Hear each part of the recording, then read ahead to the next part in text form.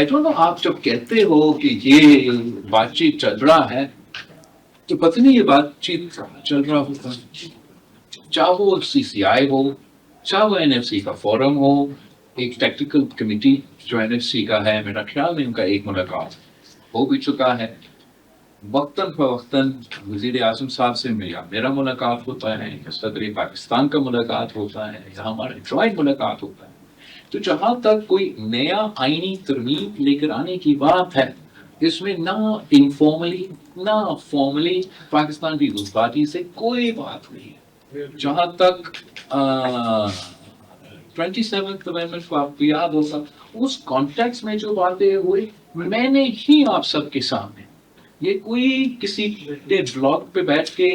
तहकीक नहीं की, मैंने खुद ऐलान किया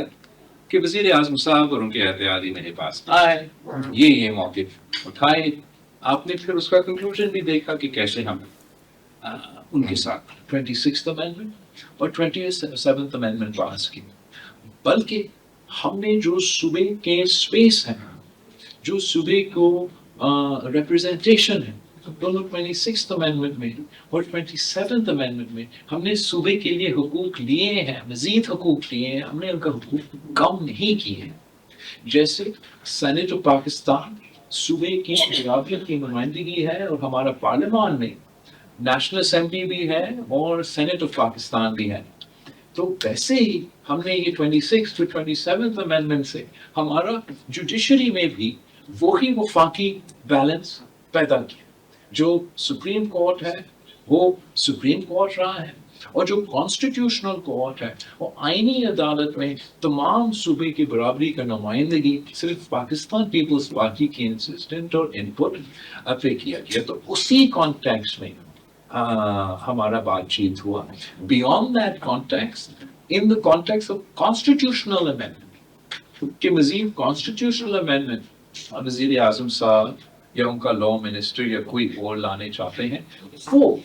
उस दिन से लेके अभी तक हमारा बात नहीं हुआ। कल का मुझे नहीं पता कि वो फिर से आएंगे, लेकिन अभी ऐसी कोई बात है जो बजट के सिलसिले में जो पाकिस्तान पीपल्स पार्टी और मुस्लिम लीग के दरमियान अंडरस्टैंडिंग है कि हम सिला मशवरे के साथ, चाहे वो PSTP हो चाहे बजट हो, वो हम सब मिलकर फैसले करेंगे, वो प्रोसेस हम शुरू करें। जो जिन हालात से हम गुजर रहे हैं इस वक्त, मैं खास एटलीस्ट पब्लिकली मुनासिब नहीं समझता कि मैं ये शिकायतें आपके सामने रखूं, चाहे वो वादे के हवाले से हो या मुख्तलिफ इश्यूज की कारकर्दगी के हवाले से। मैं समझता हूँ कि जो कोशिश वज़ीर आज़म साहब की तरफ से, चीफ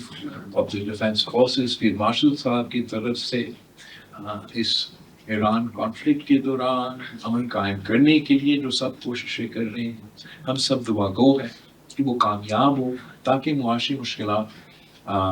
कम हो, अवाम के लिए मुश्किलात कम हो। तो फिर उन जब हालात रेगुलर होंगे तो नॉर्मल हालात में मैं भी नॉर्मल आपके सवाल का जवाब